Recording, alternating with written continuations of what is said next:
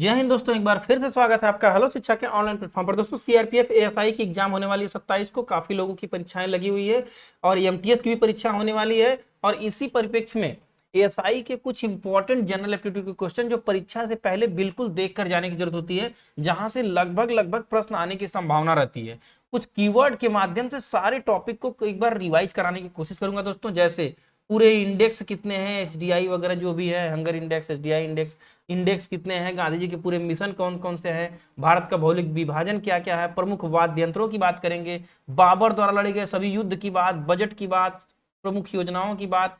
एक एक प्रश्न के माध्यम से 25-30 टॉपिक को कवर करने की कोशिश बहुत ही फास्ट तरीके से, मात्र आधे से एक घंटे में मैं आधे घंटे में ही कोशिश करूंगा कि वीडियो को कवर कर दूं, आपको देने की कोशिश की जाएगी। तो चलिए जुड़ते हैं और शुरू करते हैं आज की क्लास को। जैसे कि आप जनरल एप्टीट्यूड के बारे में जानते भी हैं कि history, geography, polity, science, economy, computer, GS और जीए और कुछ डिपार्टमेंटल यही आता है। इसमें कुछ लोग कंफ्यूज रहते हैं तो उनको मैं बता देना चाहता हूं कि इसका सिलेबस यही है।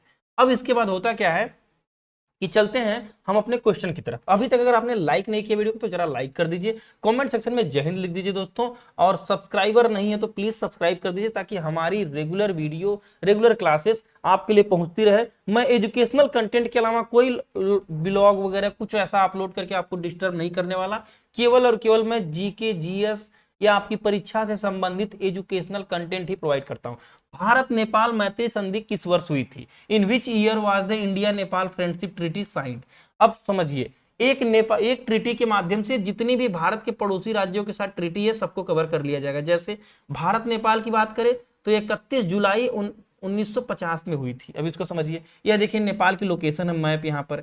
भारत और नेपाल के साथ संधि 31 जुलाई 1950 को काठमांडू में जो है सिग्नेचर हुआ। काठमांडू नेपाल की राजधानी और सार्क का मुख्यालय दक्षेस का, यह जानते रहिए। इसके बाद आइए थोड़ा सा बिना रोक टोक आते जाते हैं। नेपाल वाले यहाँ जॉब करने, यहाँ वाले नेपाल जॉब करने, ये तो आप जानते ही हैं। यही संधि हुई थी कि दोनों एक दूसरे के, दोनों देश जो है पड़ोसी रहेंगे और एक दूसरे के जो है वीजा वगैरह का काम नहीं करेंगे। डायरेक्ट खुले एक राज्य की तरह हम लोग नेपाल में घूम फिर सकते हैं। अब समझिए भूटान की बात, कि भूटान में जो है भारत भूटान संधि की बात करें तो 8 अगस्त 1949 को यह होती है। 50 में पहले नेपाल की, और जो है 50 में उसके एक साल पहले भूटान की संधि हो चुकी रहती है। दार्जिलिंग में यह संधि होती है। दार्जिलिंग आप यहाँ जानते हैं, चाय का पूरा बागान वगैरह जहां रहता है, दार्जिलिंग। इसके मुताबिक रक्षा और विदेश मामले में भूटान भारत पर निर्भर रहेगा, आश्रित रहेगा। भूटान की सेना उसकी सेफ्टी करेगी चाइना से, क्योंकि उधर चाइना उसको परेशान कर सकता है और तो कोई है नहीं। पाक जल संधि, यह कोई संधि नहीं की गई है, यह जो है श्रीलंका वाला जो एरिया आप देख रहे हैं, पाक जल संधि भारत और तमिलनाडु राज्य की श्रीलंका की उत्तरी प्रांत और जाफना जिले के बीच की स्थित एक जल संधि है। ये वाला लोकेशन, ये वाला जो एरिया देख रहे हैं आप, जो मैंने लाइन खींचा है, ये पाक जल संधि है। ये कोई संधि नहीं है, नेचुरल जो है राम सेतु वगैरह यहाँ पर है, और ये पाक स्ट्रेट इसको बोलते हैं, तो जल संधि ये भी है। और भारत पाकिस्तान जल संधि, भारत पाक संधि जो है, यह संधि क्या है कि यह जो भारत और पाकिस्तान, पाकिस्तान की लोकेशन आप जानते हैं, तो ये जो सिंधु नदी वाली जो संधि हुई है, सिंधु नदी जल समझौता वगैरह को लेकर, यह विश्व बैंक की मध्यस्थता से 19 सितंबर जो है 1960 को कराची में पीएम जवाहरलाल नेहरू और पाकिस्तान के तत्कालीन राष्ट्रपति जनरल अयूब खान के बीच में यह होती है। इसमें जो है विश्व बैंक की मध्यस्थता रहती है और पाकिस्तान बड़े बखूबी इसको निभा भी रहा है। तो यह पूरी संधियां थी दोस्तों, एक बार आप इनको रिवाइज करिएगा। मेरे कहने का मतलब कि भारत और उसके पड़ोसी देशों की स्थिति आपके सामने रखने की कोशिश मैंने थोड़ा सा किया था। ये वाली संधि और ये यहाँ वाली संधि, सिंधु जल समझौता, इसको आप देखिएगा, इंपॉर्टेंट है। अब भारत का भौगोलिक विभाजन, इसी तरह सारे क्वेश्चन है दोस्तों, सब क्वेश्चन इसी तरह आपको एकदम स्पेशल तरीके से मिलेंगे। भारत का भौगोलिक विभाजन कितने भागों में बांटा गया है? In India has been divided geographically into how many parts? भारत का भौगोलिक विभाजन, भौगोलिक विभाजन होता क्या है कि जैसे एक तरह के एरिया को, जैसे ठंडा प्रदेश बर्फीला वाला देखिए एक एरिया हो गया, यह पर्वतीय वाला एरिया आपका एक हो गया, हरा भरा गंगा ब्रह्मपुत्र का मैदान एक एरिया हो गया।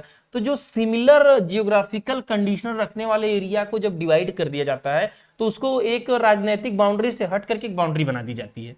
तो उसी को जो है, उसी डिवाइडेशन को भौगोलिक जो है प्रदेश बोलते हैं। 5 भौगोलिक प्रदेशों में बांटा गया। जैसे पहला, उत्तरी हिमालय पर्वत, उत्तर गंगा नदी का विशाल मैदान, थार का मरुस्थल, दक्षिण का पठारी प्रदेश और पूर्वी पश्चिमी तटीय प्रदेश या द्वीप समूह। अब इसको तो यहाँ याद नहीं होगा, छोड़िए, यहाँ आइए देखिए, यह हिमालय पर्वत वाला आप देख रहे हैं। एक बार मैं इसको क्लियर करता हूँ। ये देखिए उत्तरी पर्वतीय प्रदेश, जम्मू कश्मीर वगैरह, श्रीनगर वगैरह वाला, उत्तराखंड, हिमाचल प्रदेश, वादियों वाला क्षेत्र।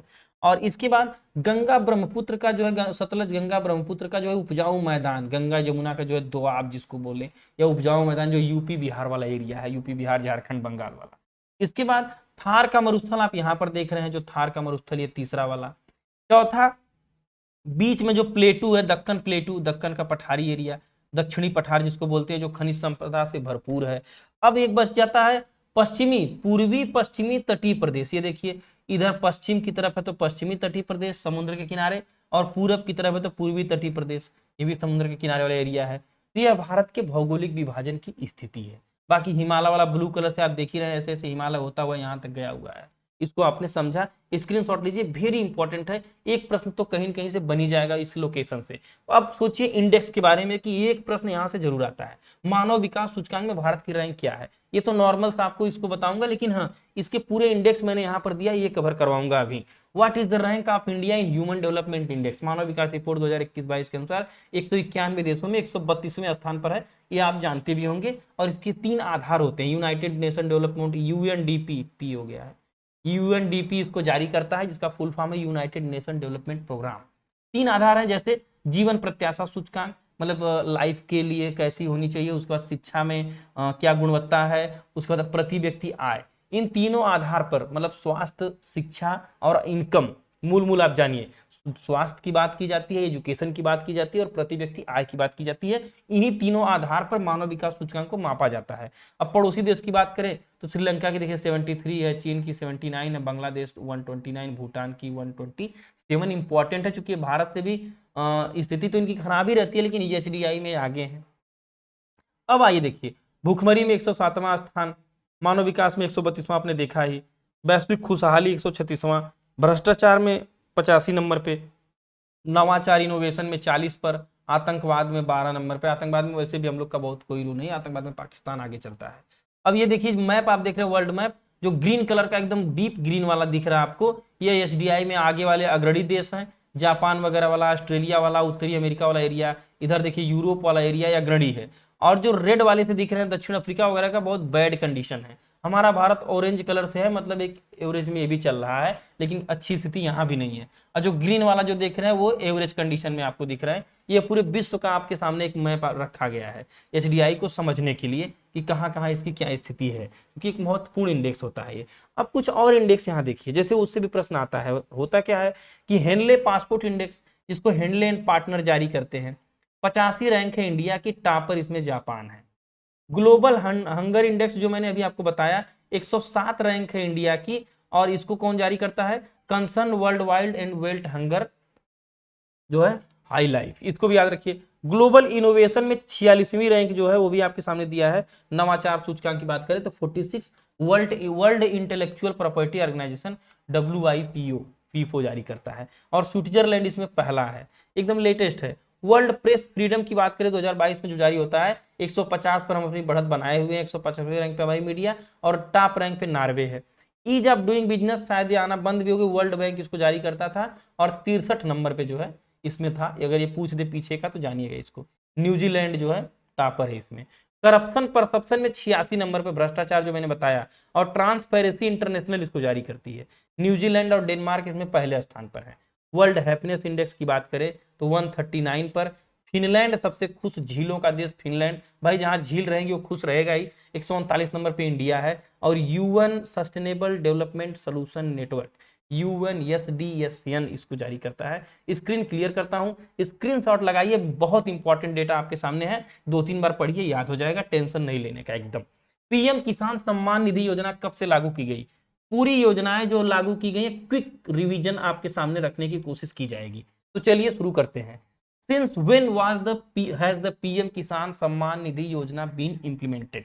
1 दिसंबर 2018 को लागू की जाती है। होता क्या है, जो है DBT डायरेक्ट बेनिफिशियरी ट्रांसफर के माध्यम से 2-2 हजार की 3 किस्त बनाकर 6,000 रुपए सालाना देने की बात होती है, और दिया भी जा रहा है। चाचा जैसे लेकर के खुश हैं, देख रहे हैं आप। एक होता है PM, ये तो रहा किसान वाली, PM श्रमयोगी मानधन योजना, 3,000 श्रमिकों को जो है ये भी दिया जाता है। 1 फरवरी 2023 से जो है शुरू होती है। प्रधानमंत्री किसान सम्मान निधि, वही पीएम किसान वाली जो है वो यहाँ पर दोबारा पड़ गया है। एक होता है इंपॉर्टेंट योजना आती है प्रधानमंत्री जनधन योजना, विश्व की सबसे बड़ी वित्तीय समावेशन योजना, वर्ल्ड लार्जेस्ट फाइनेंशियल इंक्लूजन योजना जो है स्कीम। 15 अगस्त 2014 को जैसे ही मोदी जी आते हैं सबसे पहले जनधन का खाता लोगों का खुलवा देते हैं। ये अलग बात है कि खाते में अब समस्या आ रही है, पैसे नहीं रह रहे हैं। अटल पेंशन योजना, अटल पेंशन योजना मई 2015 को जो है लागू होती है। इसमें जो है जो अपनी पेंशन को सिक्योर करने के लिए श्रमिक हो चाहे एम्प्लॉय हो, वो लोग पैसा जमा करके बुढ़ापे में पेंशन प्राप्त कर सकते हैं। आयुष्मान भारत योजना, ये भी जान लीजिए बहुत बड़ी योजना है 2018 की। प्रधानमंत्री जन आरोग्य योजना के माध्यम से सरकार देश के हर गरीब परिवार को 5 लाख रुपए तक का इलाज निःशुल्क कराएगी। अभी इसमें कर्ज भी वर्ल्ड बैंक से लिया गया 1.7 अरब कुछ ऐसे डॉलर, अमेरिकी डॉलर करके, इसी को चलाने के लिए। तो ये महत्वपूर्ण योजनाएं और बड़ी योजनाएं थी जहां से प्रश्न बनने की संभावना है। दोस्तों ये तो एक तरह से है तो गेस कह लीजिए कि गेस पेपर या गेस ही है कि मतलब जहां से मैक्सिमम क्वेश्चन आए, लेकिन मेरी कोशिश है कि उतना डेटा दे दूं कि आपकी एग्जाम में इस क्लास से कम 4 से 5 क्वेश्चन तो आ ही जाए। किस्मत खराब रहेगी तभी शायद ना मिले, लेकिन मुझे उम्मीद है कि मिलेगा। आपको भी इंपॉर्टेंट लग रहा होगा, अगर इंपॉर्टेंट लग रहा है तो कमेंट में जरा लिख कर हमें बताइए जो है कैसा आपको ये क्लास कैसी फील हो। समानता का अधिकार किन अनुच्छेदों में वर्णित है? In which article the right of equality जो है मेंशन्ड? आर्टिकल 14 से 18, ये तो रहा उत्तर। लेकिन अब पूरे 14 से लेकर 32 तक मौलिक अधिकारों को ट्रिक पर याद करवा दूंगा। समस्त शोध संस्कृति के उपचार के लिए, जो मैं कई बार आपको बता चुका हूं, इसको बहुत इंपॉर्टेंट रट लीजिए।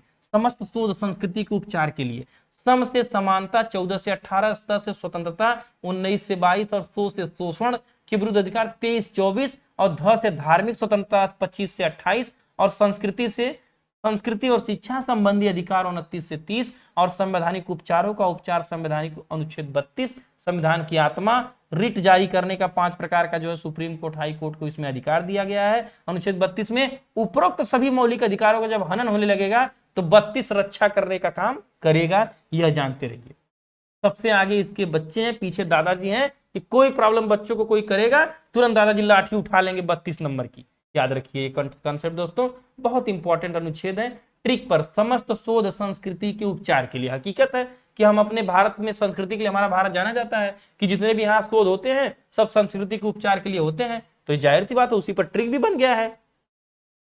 अब ये तो रहा आपका मौलिक अधिकार। तो जब अधिकारों की बात करेंगे तो बगल में कर्तव्य भी बैठा हुआ है, भाई हमें उसकी भी बात करनी चाहिए। राइट्स और ड्यूटी दोनों साथ में चलने चाहिए। रूस के संविधान से लिया गया है।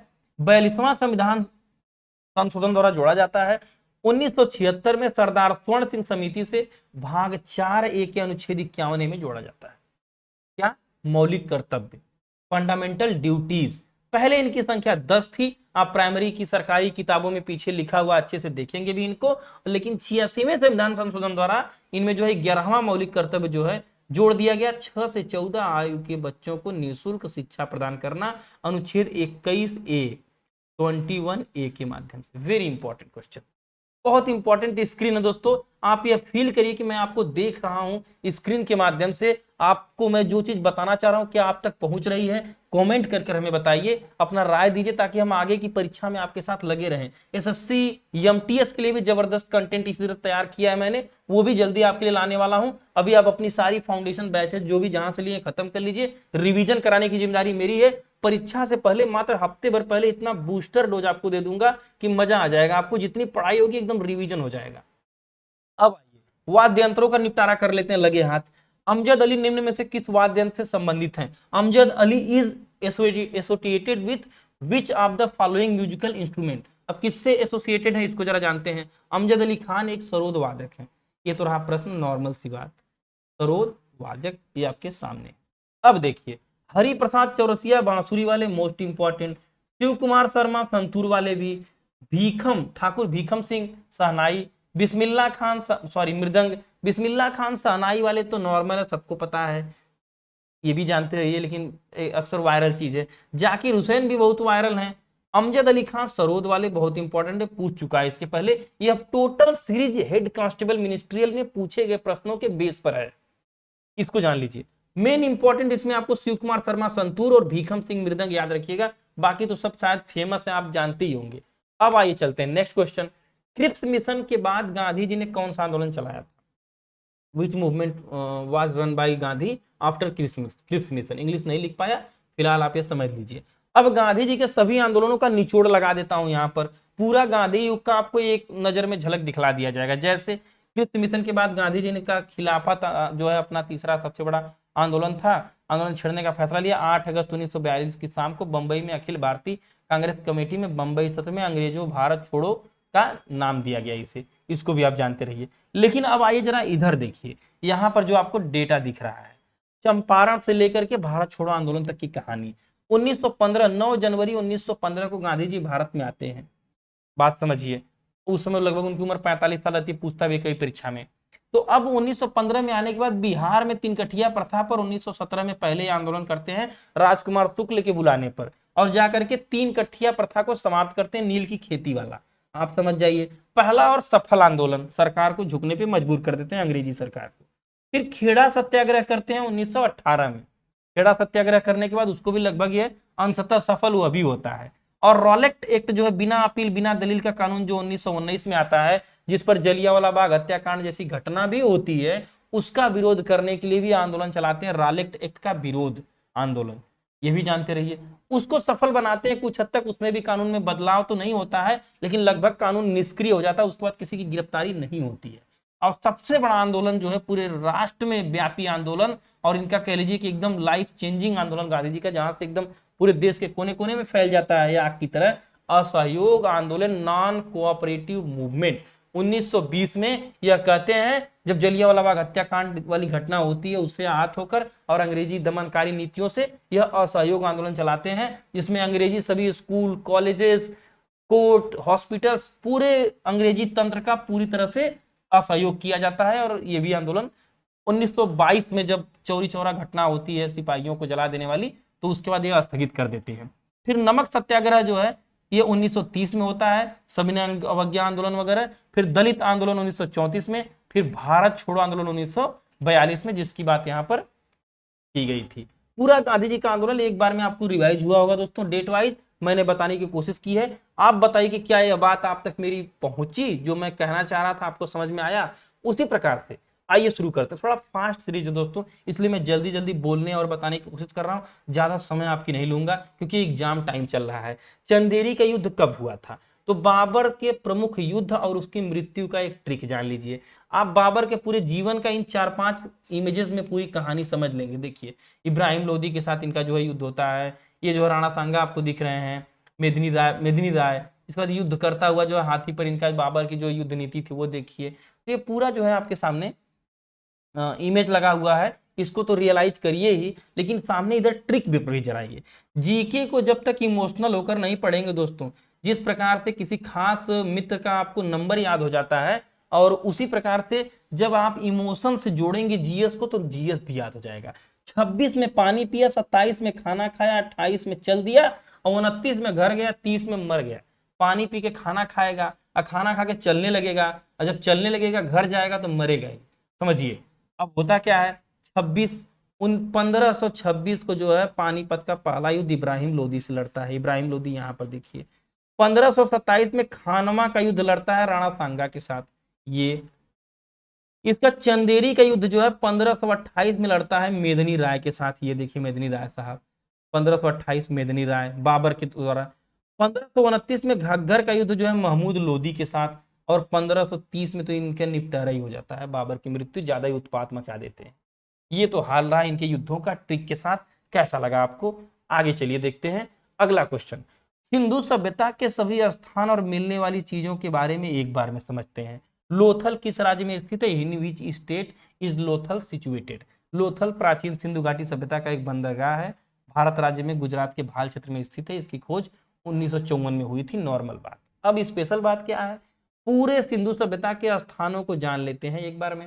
हड़प्पा पंजाब पाकिस्तान में, लोथल गुजरात में जो पूछ चुका है, बनवाली हरियाणा फतेहाबाद जनपद में, आलमगीरपुर उत्तर प्रदेश मेरठ में, सबसे कह लीजिए कि पूर्वी इलाका जो सिंधु सभ्यता का है उसका, सूतका गेंडोर पाकिस्तान बलूचिस्तान में, कोट दीजी सिंध पाकिस्तान में, चंद हुदड़ो पाकिस्तान में है दोस्तों, और सूत कोतदा गुजरात के कच्छ जिले में है, और धौलावीरा मोस्ट इंपॉर्टेंट 40वीं वर्ल्ड हेरिटेज साइट गुजरात में, नवीनतम।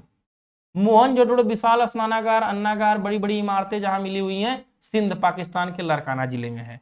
और काले रंग की चूड़ियां जहां कालीबंगा जिसको कहा जाता है जुते हुए खेतों के साथ, राजस्थान के हनुमानगढ़ी जिले में। और यह मूर्ति देख ही रहे, नर्तकी देख ही रहे, कांस की नर्तकी की फोटो और मोहर पर फोटो, एक सिंग वाले बैल की फोटो, यह सब मिली हुई वहां पे आकृतियां हैं। इनको तो आप समझने की कोशिश जरूर करेंगे। स्क्रीनशॉट लीजिए। यहां से प्रश्न लगातार टीसीएस ने पूछा है, चाहे वो एसएससी जीडी रहा हो, चाहे वो जो हेड कांस्टेबल मिनिस्ट्रियल रहा हो। उम्मीद है एएसआई में भी एक नंबर ये आपको दिलवा देगा। बजट की चर्चा सबसे धांसू आइटम यहां पर, बजट में एक प्रश्न जरूर डाल देता है। इसके बाद बजट का देखिए इस तरह से भी करवाऊंगा। ये आपकी वित्त मंत्री श्री निर्मला सीतारमण जी हैं, श्रीमती, इनको भी जानिए। बजट किस आर्टिकल से संबंधित है? तो बजट जो है, ये तो छप गया है पिछला वाला, इसको छोड़िए। जो है संविधान के अनुच्छेद 112 से के तहत जो है 1 अप्रैल से 31 मार्च तक चलने वाली वित्तीय वर्ष के संबंध में भारत सरकार की अनुमानित प्राप्तियों और व्यय का विवरण संसद के समक्ष रखा जाता है। वार्षिक वित्तीय विवरण कहा जाता है इसी को। बजट, बजट शब्द की चर्चा नहीं की जाती है। ये जो है निर्मला सीतारमण जी जो है बजट यानी बटुआ लिए हैं, इसी को बजट बोलते हैं। अब इसमें होता क्या है, यह कितना खर्च करेंगी कहां कहां, उसी भाषण को लिखकर इसमें रखा जाता है। इसमें पैसा ऐसा भैया एकदम नहीं रहता है। बात समझिए। बजट में पहली बार जो है बजट की बात करें तो 7 अप्रैल 1860 को स्कॉटिश अर्थशास्त्री ईस्ट इंडिया कंपनी के राजनेता जेम्स विल्सन ने देश का पहला बजट क्राउन को पेश किया था। आजाद भारत के बजट की बात करें तो 1947 में तत्कालीन वित्त मंत्री आर.के. शटमुखी द्वारा जो है ये भी पेश किया गया था। Indian R K. शटमुख शेट्टी और विदेशी पहली बार जेम्स विल्सन, और वर्तमान में तो निर्मला सीतारमण जी महिला कई बार पेश करने वाली महिला ये हो गई हैं। बहुत ही इंपॉर्टेंट आइटम दोस्तों, एकदम धांसू कंटेंट बजट का, ये जान लीजिए। इसके बाद बजट जो वर्तमान में जो है 2023-24 का भी कुछ डेटा आपको दिखाऊंगा। यह देखिए, कृषि में समावेशी विकास की बात की गई है, 186 लाख करोड़ रुपए दिया गया है। कृषि वर्धक निधि और आत्मनिर्भर बागवानी स्वच्छ पौधारोपण कार्यक्रम चलाया गया है। उसी तरह स्वास्थ्य की बात करें अगर इधर, तो सभी के लिए सुलभ स्वास्थ्य पर 2.1% जीडीपी का दिया गया, मोस्ट इंपॉर्टेंट डेटा। और सिकल सेल एनीमिया उन्मूलन की मिशन की शुरुआत की गई है, इसको याद रखिएगा। इसके बाद आखिरी व्यक्ति तक पहुंचने के लिए प्रधानमंत्री पीवीटीजी विकास मिशन शुरू किया गया है। इसके बाद पीएमकेजीवाई के तहत जो है 1 वर्ष तक मुफ्त खाद्यान्न की आपूर्ति की बात की गई है। जो राशन मिल रहा है देख ही रहे हैं आप। मोटे अनाजों के लिए भारत श्री योजना, यानी कि जो भी अनाज वगैरह हैं उनको श्री अन्न श्री वगैरह कहा गया है, उसको भी याद रखिए। वो जो है यहाँ पर देखिए श्री अन्न, ये वाला मोटे अनाज के लिए श्री अन्न की बात की गई है। भारत को श्री अन्न यानी मोटे अनाजों को वैश्विक केंद्र बनाने की बात की गई है। और बाकी यहाँ पर प्राचीन पांडुलिपियों और डिजिटलीकरण के लिए भारत श्री योजना को स्थापित किया गया है। श्री अन्न अलग है मोटे अनाज, और भारत श्री पांडुलिपि वाला। उसी तरह समावेशी विकास की बात करें तो 2.9% शिक्षा पर खर्च किया जाएगा जीडीपी का, इसको भी जरा आप ध्यान रखेंगे। और राष्ट्रीय डिजिटल लाइब्रेरी जो है स्थापित की गई है। यह रहा बजट की बात। अब उसी तरह इंपॉर्टेंट होता है जनगणना 2011 के अनुसार जनसंख्या में उत्तर प्रदेश का स्थान क्या था। तो टॉपर उत्तर प्रदेश अपना है भैया जनसंख्या में। 2011 में 20 करोड़ था। ये स्टेट की बात की गई है और ये यूटी की बात की गई अलग अलग, ताकि आपको क्लियर रहे। और सबसे कम की बात करें तो सबसे कम में आपका सिक्किम ऑप्शन में देता है 10 लाख, इसको ध्यान रखिए। मिजोरम 6 लाख है, लेकिन ज्यादातर ऑप्शन में सिक्किम देता है, इसको आप लगाइएगा। यूटी की बात करें तो दिल्ली में सर्वाधिक और लक्षद्वीप में न्यूनतम 64,000, ये 11 के आंकड़े हैं। और न्यूनतम विधानसभा सीट की बात करें तो सिक्किम में, और अधिकतम विधानसभा सीट की बात करें तो उत्तर प्रदेश में 403 और सिक्किम में 32। ये जनसंख्या पर ही होती है, तो जरा इसको याद रखेंगे। साथ में यह भी याद रखना आसान हो जाएगा, और एक साथ 2 क्वेश्चन तैयार होंगे। और पूरे भारत में सर्वाधिक जनसंख्या 19.96 करोड़ वाला राज्य उत्तर प्रदेश था, वही डेटा यहाँ पर दिया गया है। हिमालय के नदियों का प्रमुख दोआब, बहुत ही इंपॉर्टेंट क्वेश्चन आपके सामने है। भारत या पाकिस्तान में दोआब शब्द 2 संगम के नदियों के बीच की स्थित भूमि को कहा जाता है। जैसे एक नदी यहाँ पर जा रही है, एक नदी यहाँ पर, इस बीच के एरिया को हम लोग दोस्तों, जो ये बीच का यहाँ से यहाँ तक वाला जो भूभाग है, इसी को दोआब कहते हैं। आब माने शायद उर्दू में होता है मैदान, इसको याद रखिएगा। आब माने मैदान, 2 नदियों के बीच का मैदान, इसको ध्यान रखिए। अब होता क्या है, कुछ प्रमुख दोआबों की चर्चा कर लेते हैं। जैसे विष्ट दोआब, व्यास और सतलज, व्या का विष्ट और स से सतलज, विष्ट दोआब, व्यास और सतलज नदी के बीच में विष्ट दोआब। वारी दोआब, व्यास और रावी के बीच में। रचना दोआब, रावी और झेलम के बीच में, और चाज दोआब झेलम और चेनाब के बीच में, और मध्य दोआब हरिद्वार से इलाहाबाद के बीच में। जैसे विष्ट दोआब देखोगे वी और सतलज विष्ट है, बारी व्यास और रावी वी आर वारी, आर और जे एच जो है रचना समझिए। चाज में भी उसी तरह से है, च और झ जे एच जो है चाज दोआब। तो कुल मिला के उसी कीवर्ड से बनाया गया इसका नाम। दो नदियों के बीच के मैदान को दोआब कहते हैं, और यहाँ पर नदियों के बारे में बताया गया है। इसको स्क्रीनशॉट लीजिए, बहुत इंपॉर्टेंट डेटा है। एक प्रेस का प्रश्न आता है, पूरे प्रेस का इतिहास और उसका डेवलपमेंट। वर्नाकुलर प्रेस एक्ट किस वर्ष आया था? In which year vernacular press act come? Lord Lytton ने 1876 से 1880 तक लाया था। अब प्रेस का कंप्लीट इतिहास।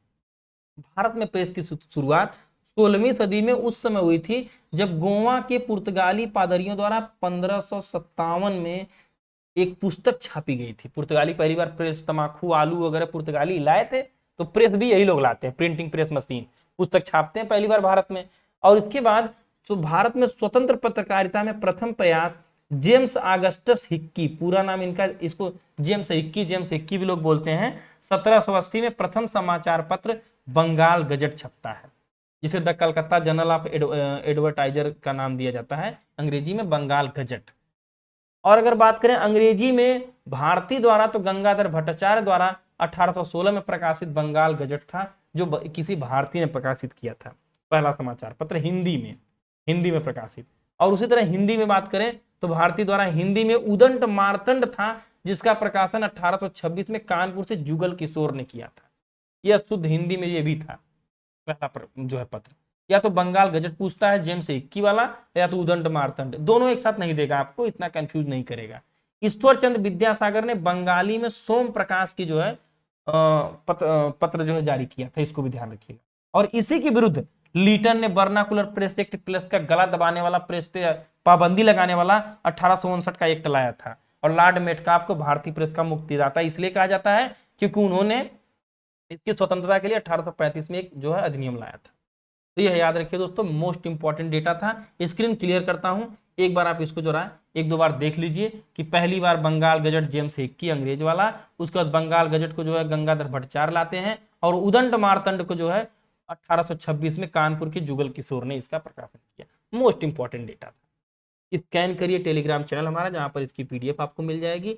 अगर चैनल को सब्सक्राइब नहीं किया तो सब्सक्राइब कर लीजिए, लाइक करिए, कमेंट करिए, परीक्षा की तैयारी करते रहिए। और भी क्लासेस चली हैं लगातार, एएसआई की लगभग 5-6 सीरीज शायद चल चुकी है, उनको आप एक बार देख लीजिए।